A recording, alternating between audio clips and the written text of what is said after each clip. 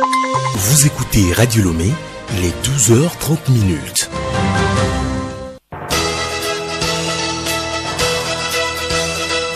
Le journal Bénédicte Kanda.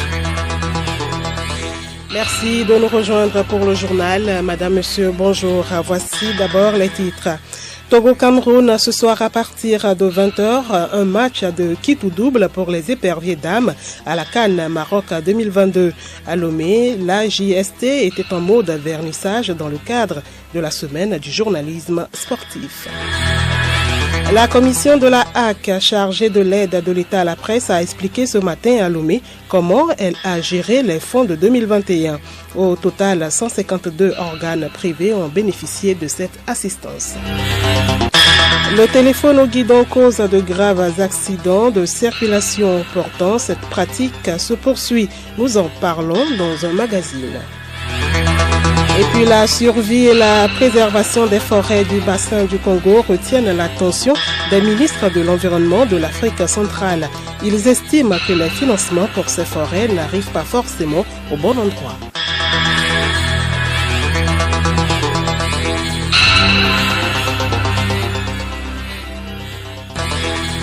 radiolomé.tg. Une fois n'est pas coutume, nous commençons ce journal par l'actualité sportive. Dans quelques heures, le Togo sera face au Cameroun. C'est la deuxième sortie des éperviers dames pour cette CAN Maroc 2022. Une victoire vaut la peine pour la suite de la compétition. Fidel Mawena, envoyé spécial au Maroc. Un match à ne surtout pas rater si l'on veut continuer la compétition au-delà du premier tour. Le Cameroun, ayant qu'un seul point, cherchera à se mettre à l'abri face au Togo, une équipe togolaise volontariste et déterminée à mouiller le maillot pour la patrie. Comment les éperviers dames doivent-elles se prendre face au Cameroun? Jules Assima, membre de la délégation. Le Cameroun a fait match nul face à la Zambie lors de la première journée. Le Cameroun sera à ce rendez-vous aussi avec un mental de gagneur. Mais le Cameroun en soi, avoir l'ensemble de l'équipe, ce n'est pas une foudre de guerre. Ça peut se jouer. Mais il faut que notre équipe arrive à allier la détermination, le courage et le mental de gagnant pour pouvoir venir à bout de cette équipe du Cameroun. Et le point faible de cette équipe du Cameroun, c'est que l'ensemble de l'effectif apparaît un peu vieillissant, contrairement à notre équipe où on trouve beaucoup plus de jeunes. Mais si la fraîcheur physique est au rendez-vous, nous pourrons tirer notre épingle de jeu. C'est le mal qu'on peut souhaiter à notre équipe. Kani Soupé, agent de joueurs. Vu ce que le Cameroun a joué avec la Zambie, je prie Dieu à ce que le coach arrive à parler à ses joueuses, les motiver au moins, même si c'est une égalisation, on aura au moins affaire avec le Cameroun. Mais sans cela, c'est notre première sortie, notre première expérience. En tout cas, on est venu goûter quand même à la CAN. Firmin Ajavon, président de la commission de football féminin, reste serein. En tant que président du club et membre du COMES, moi je les encourage, je les félicite, je suis serein. Elles vont vraiment défendre les couleurs nationales. Une sérénité contagieuse jusqu'au nid des éperviers où toutes ne rêvent que d'une victoire. Cameroun-Togo, c'est ce soir à 20h GMT au stade Mohamed V de Casablanca. Fidel Mawena pour Radio Togo. Merci à vous, Fidel Mawena. Samedi prochain, la préfecture de la Kosa vibre au rythme des luttes traditionnelles Ivala en pays kabyais. À quelques heures de ce rendez-vous, allons à la découverte de cette préfecture d'abord à travers cette carte postale réalisée par Geneviève Bognon. Située à 400 km de Lomé sur la route nationale numéro 1 dans la partie septentrionale, la préfecture de la Kosa ayant pour chef-lieu Kara tire son nom de la rivière Kara qui traverse la zone du levant couchant du soleil. Kosa compte 225 259 habitants sur une superficie de 1075 km. La densité est de 209,5 habitants par kilomètre carré.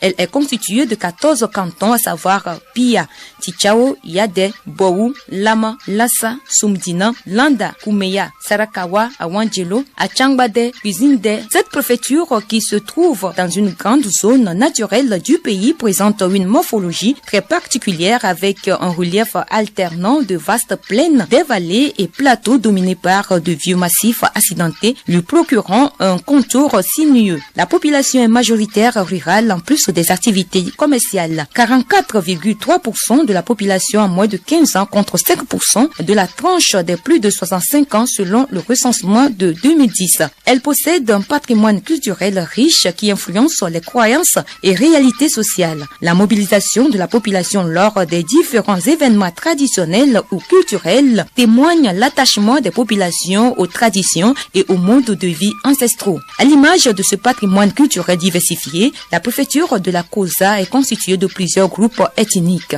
Il s'agit notamment des Kabiens majoritaires. La préfecture de la Kosa est l'une des plus riches du Togo, un site touristique naturel qui attire des centaines de milliers de visiteurs à l'occasion de divers événements culturels et traditionnels comme les Evala, Akpema, Kamu, Kiena, Sangaying.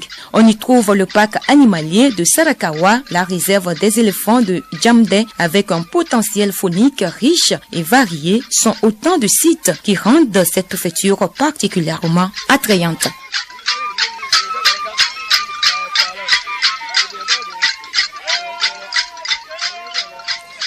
Justement, suivant le déroulement des préparatifs de cette fête traditionnelle avec Léontine Tédéou de la Top Kara. Après 2 années consécutives de suspension des manifestations festives marquant la traditionnelle lutte des Evala en pays Kabie, les filles et fils de la préfecture de la Kosa et du canton d'Agbandiaka dans le Doufelgou vont renouer avec les rituels initiatiques des Evala. Les initiés de l'année 2020 achèvent leur 3e année de lutte cette année 2022. Ceux de 2021 entament leur 2e année pour terminer en 2023, tandis que les initiés de l'édition 2022 commencent leur première année pour finir en 2024. Toutes ces catégories d'initiés feront leur cérémonie condonnant en 2025. Ainsi, pendant près d'une semaine, cette tradition du peuple Kabie va se dérouler dans tous les cantons de la Kosa sauf Awandjelo, Achangbade et Penzende et dans le canton d'Agbandiaka dans la préfecture de Doufelgou. Ils vont comme coutume se rivaliser d'adresse, de souplesse, de force physique et d'endurance sous les regards projecteurs de leur famille, de leur clan et des visiteurs. En pays Kabie, les Evala constituent un rite séculaire qui prépare les jeunes initiés à faire leur passage dans la classe des adultes. Ce rite offre également l'occasion pour les filles et fils du peuple Kabie de se ressourcer au pied des ancêtres. L'ouverture officielle de cette lutte se fera le samedi 9 juillet à Pia et l'apothéose aura lieu le dimanche 17 juillet avec le championnat Super Evala. De l'agence togolaise de presse Kara, Léontine Tédéou Arokmoe pour Radio Lomé. La viande du chien est prisée pour ses nombreuses vertus thérapeutiques, raison pour laquelle elle est utilisée pour gaver de force les jeunes en formation d'endurance pour les Evala. Le magazine Santé Plus attire aujourd'hui l'attention de la population sur les griffures ou morsures de chiens qui peuvent être enragés. Alice Berthe Barandao. Le virus de la rage est extrêmement dangereux à tel point qu'il ne faut pas badiner avec n'importe quelle morsure ou griffure d'un chien, d'un chat ou d'un singe. Dr Mabalo Kossi Christophe, président de l'Ordre national des vétérinaires du Togo. Toute personne qui est mordue par un chien, très rapidement doit se diriger dans un centre de santé ou vétérinaire pour vraiment la prise en charge. C'est très capital. Mais quel est ce genre de microbe, docteur? Le virus ne se voit pas à l'œil nu, il ne se voit même pas au microscope optique. Il faut forcément un microscope électronique. Vraiment, c'est très sérieux. Dieu merci, les vaccins qui sont disponibles aujourd'hui sont des vaccins très efficaces. Donc, on ne doit pas perdre une seule minute à la maison, c'est ça? C'est une course contre la montre entre la diffusion du virus et le système immunitaire à mettre en place la production des anticorps neutralisants pour le virus. Alors, docteur Mabalo, quels sont les gestes à poser à la maison avant de se rendre à l'hôpital? Très rapidement, c'est de laver la plaie de morsure à l'eau savonneuse. Et vous rincez cette plaie de morsure abondamment. Ensuite, vous pouvez utiliser des désinfectants, la bétadine pour nettoyer rapidement. Donc, ceci évite, si jamais c'était une salive contaminante, évite vraiment les virus de pouvoir pénétrer. Puisque le virus, d'abord, va se multiplier localement avant vraiment de migrer pour arriver au cerveau. Donc, cette réaction spontanée est d'ailleurs recommandée que à chaque fois que vous êtes mordu, rapidement, c'est le geste qu'il faut faire avant de se rendre vers les services compétents. Voilà, c'est donc une obligation de vacciner tous nos animaux de compagnie. À mercredi prochain. Merci à vous Alice Berthe Barandao. Nous vous l'annoncions en titre, le téléphone au guidon tue. De graves accidents ces derniers temps impliquent les motocyclistes et autres engins à 2 roues. Les conducteurs concernés sont souvent au téléphone. Cette pratique, pourtant rigoureusement interdite, se poursuit sur les routes. Pour en parler, voici un magazine d'Aimé Sougliman et Edmond Sogba. Oui, allô? Oh, je suis en pleine circulation. Je suis en moto. Oui, il y a quoi? Ils sont nombreux, ces conducteurs des engins à 2 roues qui, en pleine circulation, communiquent au téléphone. Un comportement incivique qui n'est pas sans conséquence. Otto Gunther Pego, président de l'association des victimes de la route AVR. Lorsque survient une conséquence des suites de cette distraction dans la circulation, vous causez des torts à vous-même et aux tiers. Parce que, vous voyez, vous ne pouvez pas faire 2 choses à la fois. Et il faut noter que la route, elle requiert 100% de l'attention de l'usager pendant qu'il est au cœur de la circulation. Le mal créé ne se limite pas aux concernés, occasionne d'autres pertes en vies humaines. Retrouvons Otto Gunther Pego. Lorsque survient une conséquence des suites de cette distraction dans la circulation, vous causez des torts à vous-même et aux tiers. Parce que, vous voyez, vous ne pouvez pas faire 2 choses à la fois. Et il faut noter que la route, elle requiert 100% de l'attention de l'usager pendant qu'il est au cœur de la circulation. Soyons prudents car l'usage du téléphone en circulation est mortel.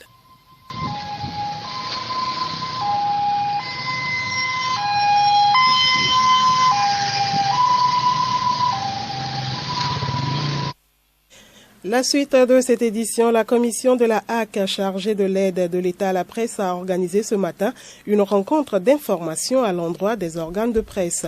Il s'agit pour la dite commission d'informer sur les critères d'allocation de ces fonds. Le compte rendu avec Pacoum Johnson. Ils sont nombreux, ces patrons de presse, à venir écouter les explications sur la manière dont les fonds sont alloués. Badi Bassa Babaka, le président de la commission, s'exprime. La commission de gestion et de suivi de l'aide de l'État à la presse a souhaité rencontrer les médias et les organisations professionnelles pour faire le point relativement aux modalités qui ont été mises en œuvre pour la répartition de l'aide de l'État à la presse. Depuis le mois de juin, nous avons lancé le processus d'étude, de sélection et d'étude des dossiers éligibles à l'aide de l'État pour l'exercice 2021. Et donc, à la suite des dossiers que nous avons reçus, nous avons travailler à vérifier l'ensemble du respect des critères. C'est à l'issue de cela que nous avons arrêté certaines modalités de répartition. C'est ça que nous avons voulu partager avec les bénéficiaires éventuels. 150 millions de francs CFA, c'est le fonds total alloué par l'État à la presse. Quels en sont les différents critères? Retrouvons Badi Bassa Babaka. Celles qui sont régulièrement prises en compte et qui font l'objet de regards très attentionnés de la commission, c'est d'abord nous assurer que c'est des sociétés qui postulent au profit des médias qu'elles éditent. C'est nous assurer que les dossiers comportent des copies de cartes de presse appartenant aux organes qui postulent. Nous assurer que les sociétés assurent leurs agents au niveau de la caisse de sécurité sociale parce que c'est une protection indispensable. Et en même temps veiller à ce que les gens justifient l'aide qu'ils ont reçue pour la précédente édition, que les gens mettent dans leur dossier les documents qui leur permettent d'exister, soit les récépissés, soit la convention. Et ensuite, pour ce qui est de la presse en ligne particulièrement, nous assurer que pour ce qui est de la presse en ligne en mode écrit, c'est des organes qui sont régulièrement et quotidiennement mis à jour. En tout, 152 organes, radio, télévision, presse écrite et presse en ligne bénéficieront de cette aide exercice 2021. Pacoum Johnson, leur présence rassure à l'approche de la fête de Tabaski, les moutons. Au marché des bétails d'Adétikopé, les types de races et leurs prix préoccupent les visiteurs. Notre rédaction y a fait un tour. Reportage Yao Kamake.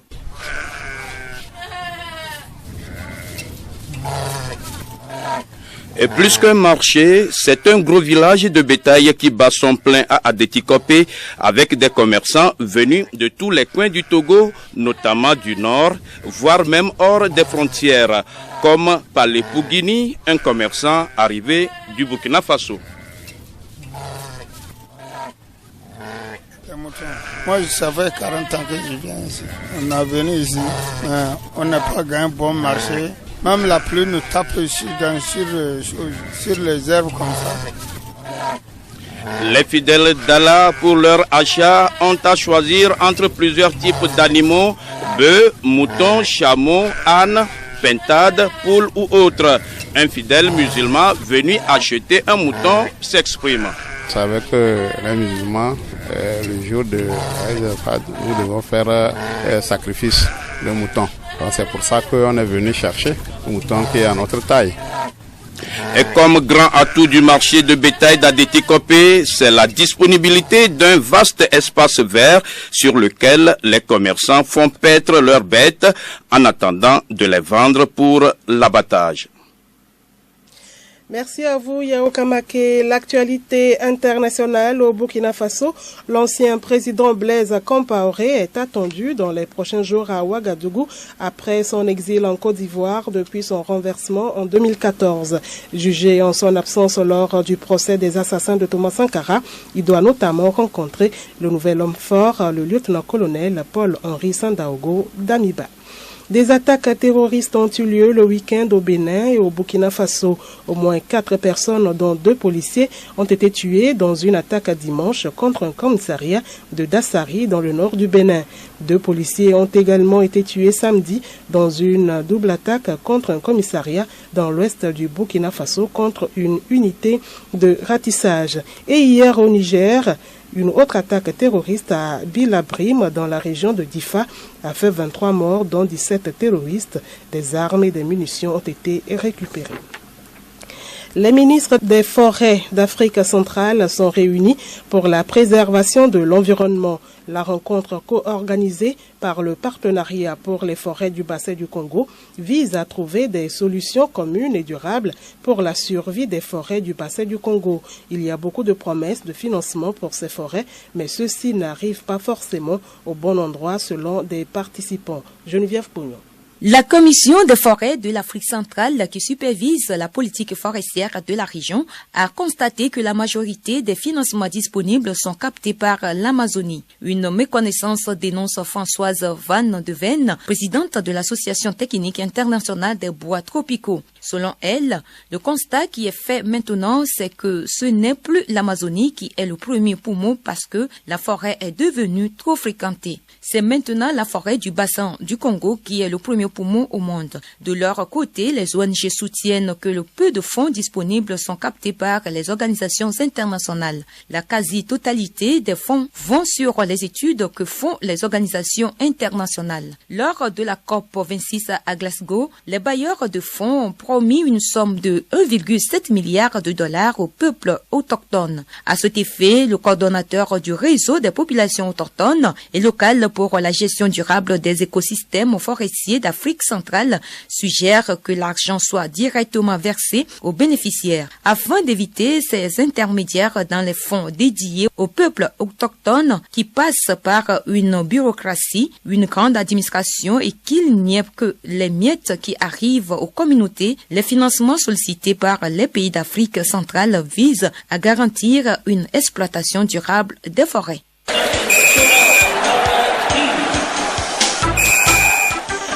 L'Association des journalistes sportifs du Togo, AJST, a procédé à un vernissage hier à l'hôtel de février.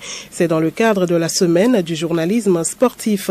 Des personnalités comme Akoda Yewadon, porte-parole du gouvernement, Lydie Bessi Kama, ministre des Sports, et Jenny Dakonam, capitaine des éperviers, étaient présentes à cette exposition. Reportage Théophile Akounou, grâce Goto. Ces membres du gouvernement et le capitaine des éperviers ont admiré les photos d'anciens acteurs du journalisme sportif au Togo. Il s'agit des photos réalisées dans les domaines du football, du cyclisme, du canoë-kayak et surtout la photo du président Gnassingbé et Yadema. Les photos des dirigeants actuels et passés de l'AJST ont été également exposées. Akoda Aïwadon, ministre de la Communication et des Médias.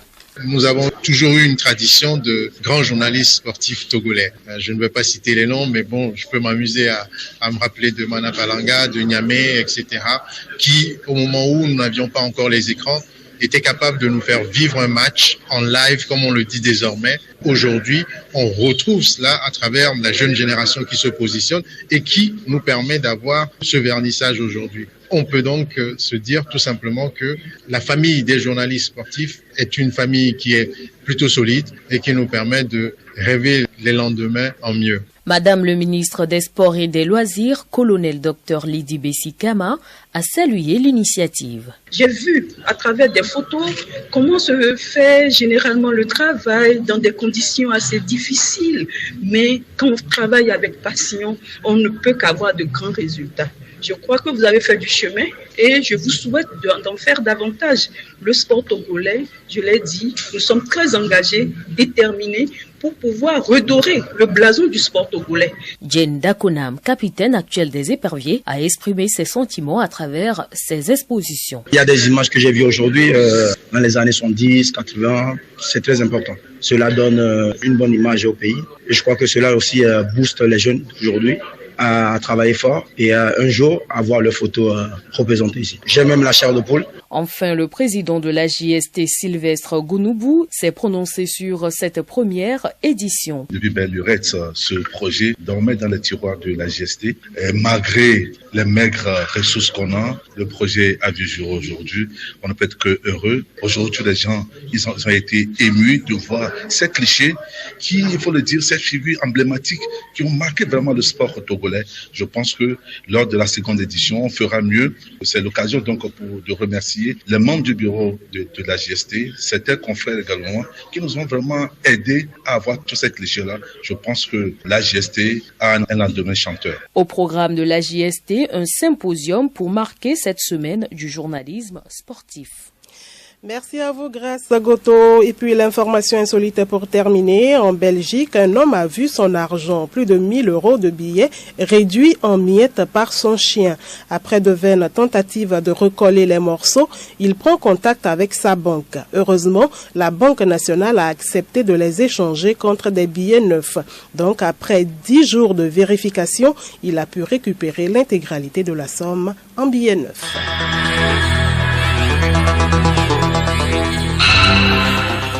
Madame, Monsieur, voilà, c'est la fin de ce journal. Merci de l'avoir suivi. Le rappel des titres avant de nous séparer.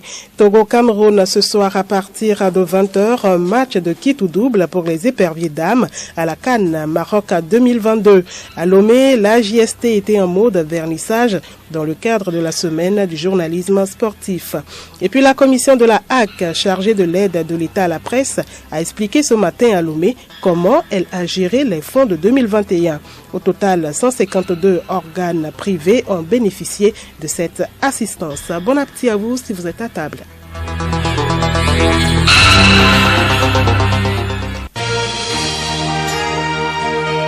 Radio Lomé, boîte postale 434, email radiolomé@radiolomé.tg. radiolomé.tg